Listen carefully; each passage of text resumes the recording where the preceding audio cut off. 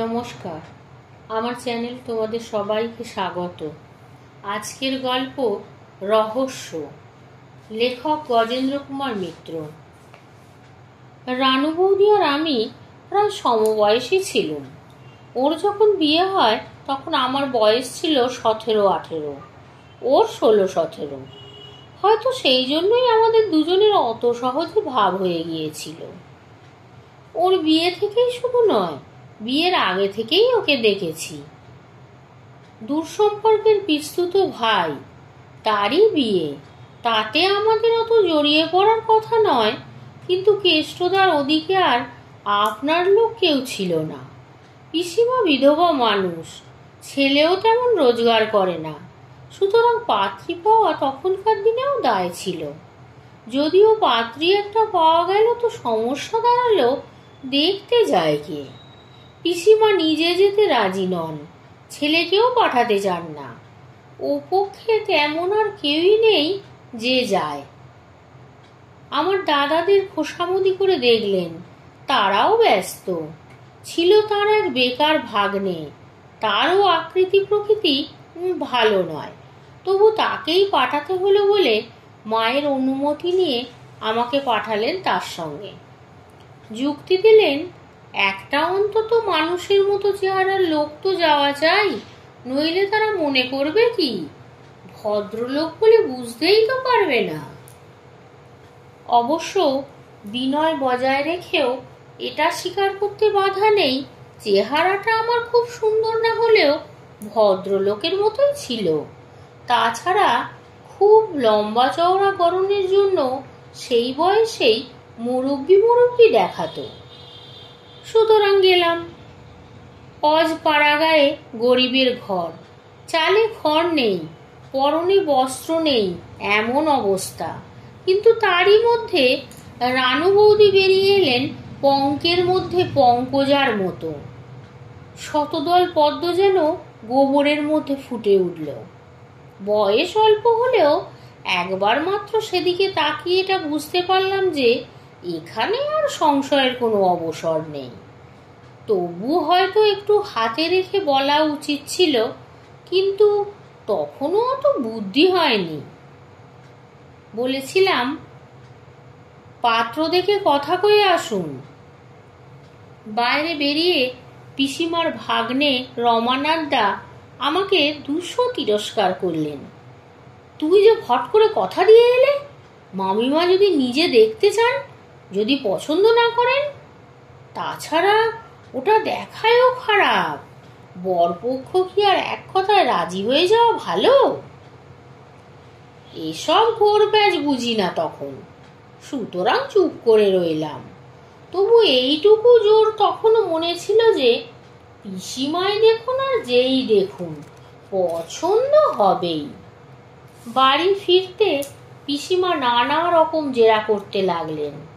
তাকে সেই কথা বললুম, এ মেয়ে যদি পছন্দ না হয় পিসিমা, তাহলে নিজে হাতে আমার কানটা কেটে ফেলবেন, কিচ্ছু বলবো না। পিসিমারও তখন অত বাছবিচার করার উপায় ছিল না।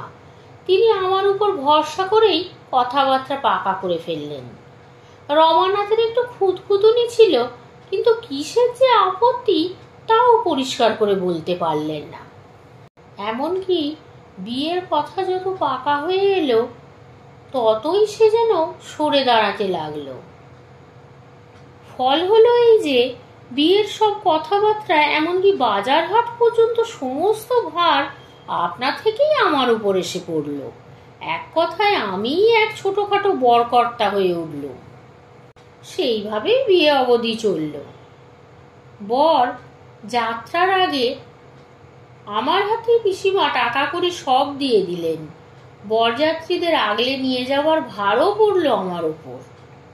পরে শুনেছিলাম রানু বৌদির মুখে, কথাটা নাকি ওদের বাড়িতেও ছড়িয়ে পড়েছিল, এবং তা নিয়ে হাসাহাসি আলোচনার শেষ ছিল না। একটি অকালপক্ষ ছেলেই যে এ পক্ষের অভিভাবক, এবং সে যে উৎকট গাম্ভীর্যের সঙ্গে তার নবলব্ধ মর্যাদা বজায় রাখার চেষ্টা করছে, এ কথাটা জেনে ওদের কৌতূহল ও কৌতুকের অন্ত ছিল না। বোধহয় কতকটা সেই জন্যে বিয়ের রাত থেকে রানু বৌদিকে আমার সঙ্গে কথা বলাতে পেরেছিলাম এবং ফেরবার পথে স্টিমারে ও ট্রেনে রীতিমতো ভাবই হয়ে গেল। তাঁর নাকি একটি দেওরের শখ বহুদিন ছিল মনে মনে। আমাকে পেয়ে তিনি বাঁচলেন। এ বাড়িতে বেশি লোক ছিল না, পিসিমা, কেষ্টদা আর পিসিমার এক বুড়ি যা। সুতরাং এখানেও রানু বৌদির আশ্রয় হয়ে উঠলুম আমি। এমনকি যেসব কথা সমবয়সী ননদ ও জায়েদের কাছেই বহু কষ্টে সংকোচ দমন করে বলে, সে সব কথাও এখানে আমাকে ছাড়া বলবার কেউ ছিল না। বিয়ের 4-5টা দিন কিছু কিছু আত্মীয় সমাগম হয়েছিল, কিন্তু তার মধ্যে তেমন কেউ আপনার লোক হওয়ার মতো ছিল না। বিয়ের পর যখন ঘর বসত করতে এলেন তখন তো কেউই নেই। সুতরাং অন্তরঙ্গতা একমাত্র আমার সঙ্গেই তার গড়ে উঠল। রানু বৌদির একটা পরিচয় অল্প দিনের মধ্যেই পেয়ে আমি একটু অবাক হয়ে গেলুম। গরিব ঘরের মেয়ে, তাই চিরকাল দূর পাড়াগাঁয়ে মানুষ। লেখাপড়ার কথা সেখানে কল্পনা করাই চলে না। বাড়িতে সামান্য একটু বাংলা লেখাপড়া শিখে বোধহয় খুব বেশি হবে তো 25-30খানা উপন্যাস পড়েছেন এ পর্যন্ত, চেয়ে চিনতে অনেক কষ্টে। কিন্তু তবু এমন অদ্ভুত একটা রোমান্টিক মানসিক গঠন ছিল ওর, যা শহরের শিক্ষিত মেয়েদের মধ্যেও কম দেখেছি। তেমনই উল্টোটা ছিল কেষ্টদা। লেখাপড়া মোটেই শেখেনি। কোন এক ইলেকট্রিকের দোকানে সামান্য কি এক চাকরি করত। মিস্ত্রিদের সংসর্গে শুধু মুহুর্মুহু বিড়ি খেতেই শিখেছে। কোনো রকম সূক্ষ্ম মনোবৃত্তির ধার ধারত না সে। কথা ছিল অত্যন্ত কাঠখোট্টা ধরনের, চেহারাটাও দড়ি পাকানো গোছের। রসিকতা যে দেশে থাকে সে দেশ দিয়েই বোধহয় হাঁটেনি কখনো। রসিকতার চেষ্টা করলেই পিসিমা বলতেন, চুপ কর চুপ কর, কথা তো নয়, যেন মধুর কলসিতে জোড়া জোড়া লাঠি পড়ছে। অর্থাৎ কেষ্টদা ও রানু বৌদি অন্তরে বাহিরে একেবারেই বেমানান ছিলেন। অবশ্য রানু বৌদি এসব দিক থেকে খুব চাপা ধরনের মানুষ ছিলেন। তবু এক একদিন আমার কাছে না বলে পারতেন না। এক একদিনের আশাভঙ্গের ইতিহাস বলতে বলতে তাঁর চোখ ছলছলিয়ে আসত। কোনো কোনো দিন জলও পড়তো 2-4 ফোঁটা। সবচেয়ে অসহ্য ছিল তার কাছে ওই বিড়িটা। রাগ করে বলতেন, কি করে খায় ভাই ওই পোড়া জিনিস, মুখের এক হাতের মধ্যে তিস্ততে পারি না, এমন দুর্গন্ধ। অথচ কেষ্টদার রাত্রে কোনো কারণে অল্পক্ষণের জন্য ঘুম ভেঙে গেলেও একটা বিড়ি খেয়ে নেওয়া চাই। আরও তার কাল হয়েছিল বোধহয় আমি। তখন তো অত বুঝতুম না। কলেজ লাইব্রেরি থেকে কবিতার বই এনে দিতুম, উপন্যাস চেয়ে এনে দিতুম লাইব্রেরি থেকে। ওর রোমান্টিক মনটিকে আমার খুব ভালো লাগতো, তাই তাকেই বিকশিত হতে দেওয়ার সুযোগ খুঁজতুম সব দিক দিয়ে। হয়তো তা না হলে একদিন তিনি তার স্বামীর সঙ্গেই খাপ খাইয়ে নিতে পারতেন। কে জানে, এখন মনকে প্রবোধ দিই যে সবই তার অদৃষ্ট, নইলে এমন হবে কেন। 6 মাস এখানে কাটাবার পর রানু বৌদি বাড়ি গেলেন। তার বাপ মায়ের ঠিক সে অবস্থা ছিল না, কিন্তু পিসিমাই একরকম জোর করে পাঠালেন। রানু বৌদি যে এখানে একটু একটু করে শুকিয়ে উঠছিলেন এটা তিনিও লক্ষ্য করেছিলেন, যদিও কারণটা ঠিক অনুমান করতে পারেননি। তিনি ভেবেছিলেন ছেলে মানুষ, বহুদিন বাপ মায়ের কাছ ছাড়া, ভাই বোনেদের ফেলে এসেছে, মন কেমন করছে বোধহয়, যাক 2 দিন ঘুরে আসুক। ওখানে গিয়ে তিনি প্রথম যে চিঠি দিয়েছিলেন আমাকে তা নিতান্তই মামুলি, হাতের লেখা কদর্য, অসংখ্য ভুলে ভর্তি। অর্ধেক শব্দ লেখা হয়েছে, অর্ধেক হয়নি। তবু তারই মধ্যে একটু কবিত্ব করার চেষ্টা হয়েছিল দেখে আমি তার একটা খুব ভালো জবাব দিলাম। আমিও তখন তরুণ, কবিত্ব করার শখ আছে, অথচ ক্ষেত্র নেই। এতদিন এমন কেউ বিদেশে ছিল না যাকে একটা ভালো করে চিঠি দিতে পারি। সুতরাং এই প্রথম সুযোগের ভালো রকমই সদ্ব্যবহার করেছিলাম, এটাই বলা বাহুল্য। তার ফল কিন্তু ভালো হলো না। অবশ্য ঠিক তারই ফল কিনা জানি না, এবার রানু বৌদি আমার কলেজের ঠিকানায় এক দীর্ঘ চিঠি দিলেন, একেবারে প্রেমপত্র। বটতলার সাহিত্য ধরনের লেখা, উচ্ছ্বাসে ভর্তি, অত্যন্ত কাঁচা পাড়াগে সেকেলে প্রেম নিবেদন। কিন্তু তবু তার মধ্যে জিনিস বুঝতে দেরি হলো না যে এর প্রত্যেকটি কথা তার বুকের রক্ত দিয়ে লেখা। অনেক দিনের নিরুদ্ধ অন্তর্বেদনা আজ সমস্ত সংকোচের বাঁধ ভেঙে বেরিয়েছে। আমি কিন্তু এ চিঠি পেয়ে সেদিন বিরক্ত হয়েছিলাম, হয়তো বা একটু ভয়ও পেয়েছিলাম। এ কি ঝামেলায় জড়ালুম, এখনই একটা আশঙ্কা মনে মনে, এবং অত্যন্ত মধুর একটা সম্পর্কের কদর্য পরিণতির সম্ভাবনায় বিরক্তি, এই ছিল বোধহয় তখনকার ঠিক মনোভাব। তাছাড়া আমার তখন যা বয়স, তাতে মাংসলোলুপতা খুব স্বাভাবিক নয়, অন্তত আমাদের আমলে ছিল না। এমনই একটা মধুর আন্তরিকতা, বন্ধুত্বের সম্পর্ক, একটু বিশ্বাসের আদান প্রদান, এইটি ছিল বাঞ্ছনীয়।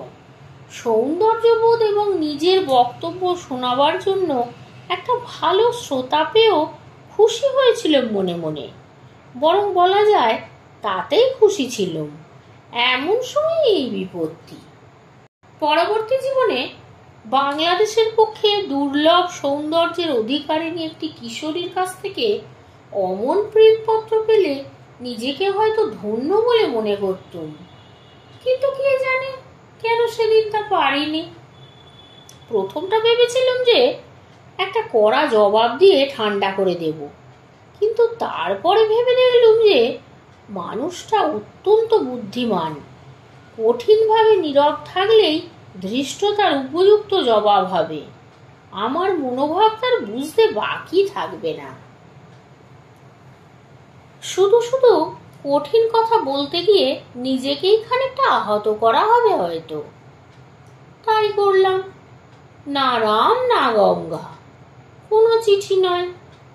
দিন 15 পরে আবার একটা চিঠি এলো, কলেজের ঠিকানাতেই এবং খামে, কিন্তু চিঠি মাত্র 3 ছত্র। আমাকে ক্ষমা করো, হঠাৎ আবেগের বশে চিঠি লিখে ফেলে পর্যন্ত শান্তি নেই মনে। আমাকে অন্তত তুমি ঘেন্না করো না, আমার আর কেউ নেই। কি জানি কিরকম একটা বিরূপ মনোভাব হয়েছিল, সে চিঠিরও জবাব দিলাম না। এর দিন কতক পরেই রানু বৌদি ফিরে এলেন। আগে হলে তিনি পৌঁছাবার আগেই আমি পৌঁছে যেতাম, কিন্তু এবার গেলাম 3 দিন পরে। গিয়েও পিসিমার সামনেই 2-1টি কুশল প্রশ্ন করে 5 মিনিটের মধ্যেই উঠে পড়লাম। পিসিমা অবাক হয়ে প্রশ্ন করলেন, তোর কি হলো রে?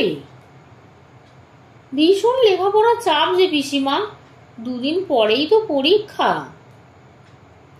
তা বটে, পিসিমা বলে উঠলেন, ও কথাটা মনে ছিল না, কিন্তু আসল কথাটা যে বুঝবার সে ঠিক বুঝল। পাথরের মতো স্তব্ধ হয়ে বসে রইল, মাটির দিকে চেয়ে। এর 3-4 দিন পরেই খবর পেলুম রানু বৌদি জ্বর হয়েছে। হওয়া বিচিত্র নয়, এ সময়ে যা বর্ষা গেল 3 দিন, নিশ্চয় ঠিকে ঝি ওদের কামাই করেছে। ভিজে ভিজে কাজ করতে হয়েছে বৌদিকেই। ঠান্ডা লেগে সর্দি জ্বর, ও আপনিই ভালো হবে। আরো 3 দিন পরে খবর পেলুম জ্বর ছাড়েনি, পিসিমা ডাক্তার আনিয়েছেন। সুতরাং উদ্বিগ্ন হবারই কথা, পিসিমার হাতে সামান্য টাকা কড়ি ছিল বটে, নইলে শুধু কেষ্টদার আয়ে ওদের সংসার চলতো না। তবু চট করে সর্দি জ্বর হলেই ডাক্তার ডাকবার মতো পয়সা নিশ্চয়ই ছিল না। ডাক্তার ডাকা হয় এসব সংসারে রোগ বাঁকা দাঁড়ালেই। একবার যাওয়া দরকার। বিকালে মাও বললেন, একবার খবর নিয়ে আয় রে, শুনছি আজ দুজন ডাক্তার এসেছিলেন, এরই মধ্যে কি এমন হলো? গিয়ে দেখি রানু বৌদি অজ্ঞান অচৈতন্য। পাড়ার ডাক্তারই আর একজন ডাক্তার এনেছেন। তিনি এবেলা জ্বরের ওপরই কুইনাইন ইঞ্জেকশন দিয়ে গেছেন, নাকি খারাপ টাইপের ম্যালেরিয়া। আরও দুদিন পর পর গেলাম। রানু বৌদি এর ভেতর একবারও চোখ খুললেন না, জ্ঞান হওয়া তো দূরের কথা। আমি ভালো বুঝলাম না, মনটায় বড় কষ্ট হলো। মনে হলো হয়তো মনোকষ্টেই এই অসুখটা করেছে। স্কলারশিপের কিছু টাকা জমানো ছিল হাতে, তাই দিয়ে একদিন কাউকেও কিছু না বলে এক বড় ডাক্তার এনে হাজির করলুম। আমার কেমন সন্দেহ হয়েছিল যে এ দুজন ডাক্তার চিকিৎসাটা ঠিক মতো করতে পারছেন না। বড় ডাক্তার এসে সেই সন্দেহই প্রকাশ করলেন। তখন ধরা পড়ল হয়েছে খারাপ টাইপের টাইফয়েড, চিকিৎসা চলছে ম্যালেরিয়ার। তার ফলে রোগ আরও বেঁকে দাঁড়িয়েছে। এরপর 3-4 দিন ভালো করেই চিকিৎসা চলল।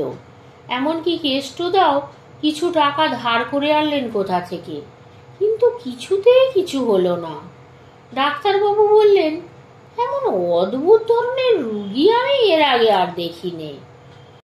নেচার খানিকটা লড়াই করে, তবে ওষুধে ফল হয়, কিন্তু এর নেচার কিছুই করছে না। বাঁচবার একটা ইচ্ছা থাকে সকলকার প্রবল, এর কিছু মাত্র নেই সেই ইচ্ছা। একে কি করে বাঁচাবো? এ যেন মরতেই চায়। শেষের দিন বিকারও ছিল না, শুধু ধুক ধুক করছিল বুকটা। তার আগের দিন বিকারের ঘরে শুধু বারবার বলেছিলেন, আমি কি অতই খারাপ যে তুমি কথা পর্যন্ত কইলে না? আর তুমি তুমি কি এতই ভালো? কেউ বুঝল না, কিন্তু আমি বুঝলুম। হায় রে, একবারও যদি জ্ঞান হতো। রানু বৌদি, আমি হয়তো তোমাকে বিনা দোষে শাস্তি দিয়েছিলুম, কিন্তু তুমিও তো অবিচার কম করলে না আমার উপর। বিনা দোষে আমার মাথায় এতখানি অনুতাপের বোঝা চাপিয়ে দিয়ে গেলে। গল্পের এখানেই শেষ হওয়ার কথা, কিন্তু তা হলো না। এবারের ব্যাপারটা আরো যেন জটিল হয়ে উঠল। প্রথম প্রথম দুঃখ একটু হয়েছিল বইকি, কিন্তু অল্প বয়স, সারা জীবন সামনে পড়ে, এসব দুঃখ দীর্ঘস্থায়ী হবার কথা নয়। আশা ও আদর্শের বিরাট রূপ সামনে, আত্মবিশ্বাসের অন্ত নেই। তুচ্ছ রানু বৌদি আর তার অভিমান, তার স্মৃতি পর্যন্ত কোথায় তলিয়ে গেল। শুধু তার বিয়ের ছবি থেকে যে এনলার্জ করা ছবিটা ঘরে টাঙিয়েছিলুম প্রথম শোকের সময়, কখনো কখনো কোনো কর্মহীন দীর্ঘ অবকাশে বা কাজের ফাঁকে ধুলো পড়া অবহেলিত সেই ছবিখানার দিকে চোখ পড়লে রানু বৌদির কথা মনে পড়ত। সেই এক মুহূর্তই, তারপর কোথায় কি, আবার নিজের স্বপ্নে, নিজের সাধনায় ডুবে যেতাম।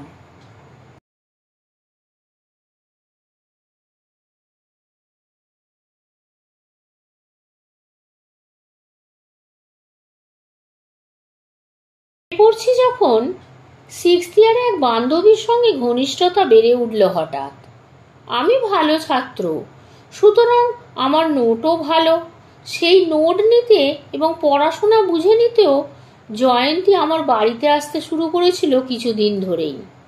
সহপাঠিনী, তাই বই খাতা নিয়ে লেখাপড়ার কথাই আলোচনা হয়। সুতরাং কোনো পক্ষের অভিভাবকই এর মধ্যে আপত্তিকর কিছু খুঁজে পাননি।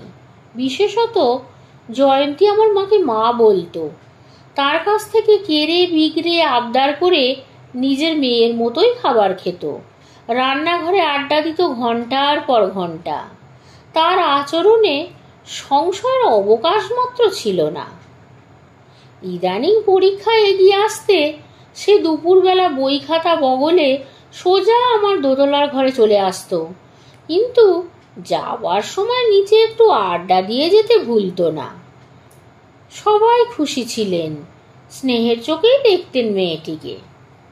এইভাবে ঘনিষ্ঠতা বাড়তে বাড়তে পড়ার সঙ্গে গল্প, মনের কথা বলা ইত্যাদি চলতো। বন্ধুত্বের সম্পর্ক থেকে আমার সেদিকে আরো সতর্কতা ছিল, সম্পর্কের দিকে এগিয়ে বলা যায় মনোভাবটা, কারণ মেয়েটিকে আমার ভালোই লেগেছিল। অন্তরের সেই কতকটা স্বেচ্ছাকৃত অসতর্কতার অবসরে এক দারুণ গ্রীষ্মের মধ্যাহ্নে হঠাৎ একদিন সংযম হারালুম আমরা দুজনেই। গরমের দিনে ক্লেদ ও সেদের মতোই বোধহয় মানসিক অধঃপতনটা সহজ হয়ে ওঠে। জয়ন্তীকে এক হাতে জড়িয়ে টেনে নিলুম একেবারে বুকের মধ্যে। সেও কোনো বাধা দিল না, বরং আবেশে তার দুই চোখ মুজে এলো।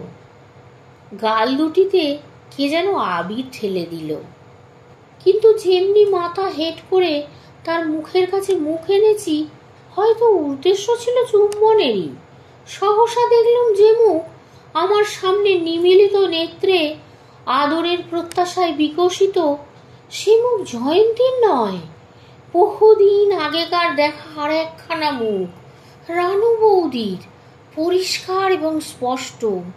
আবেগ কম্পিত থরথর জয়ন্তীর ঠোঁট দুটি কোথায় মিলিয়ে গেছে। তার জায়গায় রানু বৌদির সেই অতি পরিচিত পাতলা লাল ঠোঁট দুটি বিদ্রুপের হাসিতে অপরূপ হয়ে উঠেছে। চমকে ছেড়ে দিলুম জয়াতিকে, বোধহয় সে পড়েই যেত। কোনো মতে সামলে নিলে নিজেকে। ততক্ষণে কতকটা প্রকৃতস্থ হয়েছে সে, হয়তো কিছু ক্ষুণ্ণও হয়েছে। বই খাতা গুছিয়ে নিয়ে একটি কথাও না বলে গম্ভীর মুখে ঘর থেকে বেরিয়ে গেল। তার কি হলো, রাগ, অভিমান, অপমানবোধ না লজ্জা, সংকোচ, কিছুই জানি না, কিন্তু তারপর থেকে সে আর আমি থাকতে কোনো দিন এ বাড়িতে আসেনি। নানা ছুতোয় কৈফিয়তের দায় এড়িয়ে গেছে, অথচ আমিও তাকে সোজাসুজি খুলে কিছু বলতে পারলুম না। বলবই বা কি, নিজেই বুঝতে পারলাম না ঘটনাটা কি হলো। দৃষ্টি বিভ্রম না মস্তিষ্ক বিকৃতি, আজও ঠিক করে উঠতে পারিনি। এরপর আরো কিছুদিন কাটল। ইতিমধ্যে জয়ন্তীর বিরহ বিস্মৃতিতে পরিণত হতে বসেছে। এমএ এবং ল পাশ করে সাব ডেপুটির চাকরি নিয়ে গেছি মফস্বলের এক শহরে। অবিবাহিত এবং সচ্চরিত্র এমন একটি পাল্টি ঘরের ছেলেকে হাতের কাছে পেয়ে এসডিও না মহকুমা হাকিম সাহেব হঠাৎ তার বাংলোতে ঘন ঘন নিমন্ত্রণ করতে লাগলেন। তখনও বিয়ে করিনি, মায়ের অনুরোধ নানা হাতে এড়িয়ে গেছি, কিন্তু তাই বলে ভীষ্মের প্রতিজ্ঞা তো করে বসিনি। বিয়ে করব এটা মনে ঠিকই ছিল, সুতরাং হাকিম সাহেবের মনোভাব বুঝেও সতর্ক হওয়ার কোনো কারণ খুঁজে পেলাম না। বিশেষত ললিতা দেখতেও খুব খারাপ নয়, ইন্টারমিডিয়েট পড়ছে, ভালো গানও গাইতে পারে, বুদ্ধিমতী, চটপটে মেয়ে। হাকিম সাহেবের স্ত্রী ইচ্ছা করেই আমাদের নিভৃত আলাপের অবকাশ দিতেন। আমি তা বুঝেও আপত্তি করতাম না। বিদেশে এমন একটি মেয়ের সাহচর্য ভালোই, বিশেষত যেখানে কোনো কুফলের সম্ভাবনা নেই। বিয়ে যখন করতেই হবে তখন মন্দ কি।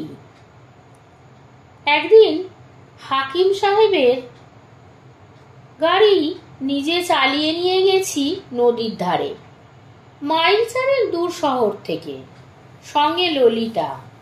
অপরাহ্নের রক্ত মেঘে নদী তীরের নির্জন তটভূমি অপূর্ব হয়ে উঠেছে। সেখানে গেলে সহজ মানুষও মাথা ঠিক রাখতে পারে না। পারিপার্শ্বিকের সে স্বপ্নময় আবেশ লেগেছিল ললিতাকেও। আস্তে কথা বলতে শুরু করলে দৃষ্টি তার মুগ্ধ হয়ে এলো। অবশেষে এক সময় তাকে টেনে নিলাম খুব কাছে। তার তনুলতা এলিয়ে পড়ল আমার বুকে। তার মাথা ও কাঁধের ভার আমার হাতের উপর। তার লজ্জারক্ত ঈষৎ কম্পিত অধরে এবং অর্ধনিমীলিত চোখের পল্লবে যৌবনের পরিপূর্ণ আবেগে প্রথম অক্ষয় প্রণয় চুম্বন এঁকে দিতে যাব, এমন সময় আবারও ভূত দেখার মতো চমকে উঠলাম। কোথায় ললিতা? আমার চোখের সামনে খুব কাছে রানু বৌদির সেই বহু দিনের বিস্মৃত মুখখানা। চোখে তেমনি কৌতুকের হাসি, ওষ্ঠ দুটি তেমনি বিদ্রুপের ভঙ্গিতে বাঁকানো। ললিতা পড়েই গেল নদীর ধারে। সে বুঝল না ব্যাপারটা কি। রাগে ও বিরক্তিতে তার মুখ অন্ধকার হয়ে উঠল। তাড়াতাড়ি তাকে তুলতে গেলাম হাত ধরে। অস্ফুট কণ্ঠে বললাম, আমাকে মাপ করো ললিতা। হঠাৎ মাথাটা কেমন ঘুরে উঠল। কিন্তু সে হাত ছাড়িয়ে নিয়ে সোজা গিয়ে গাড়িতে উঠে বসল। ফেরবার পথে নীরবেই ফিরলাম।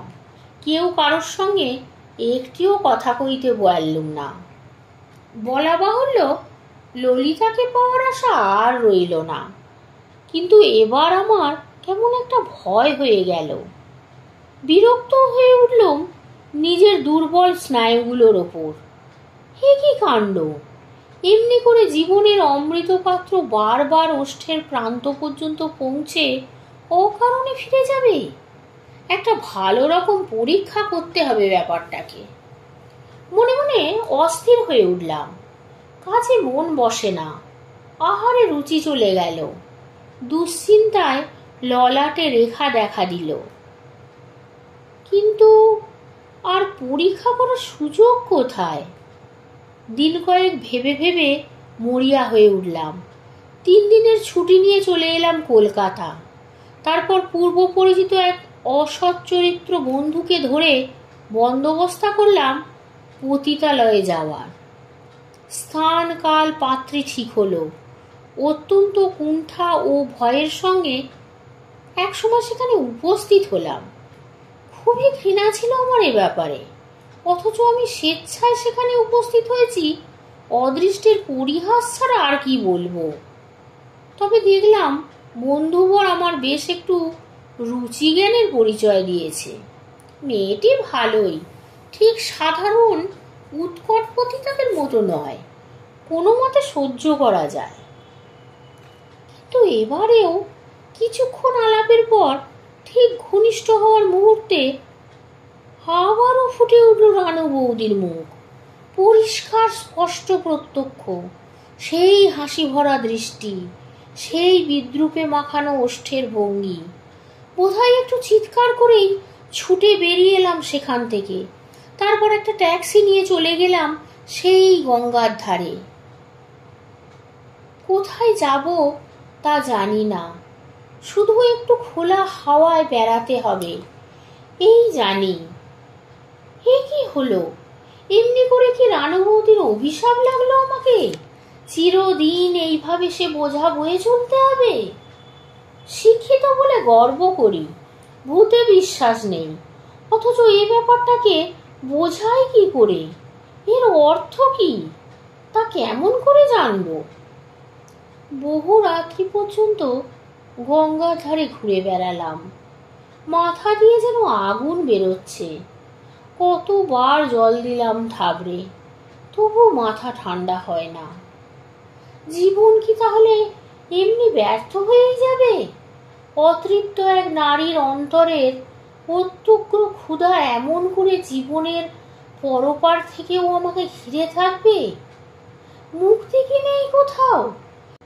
রানু বৌদি, কেমন করে তোমাকে মুক্তি দেব এবং আমিও পাবো, বলে দাও আমাকে।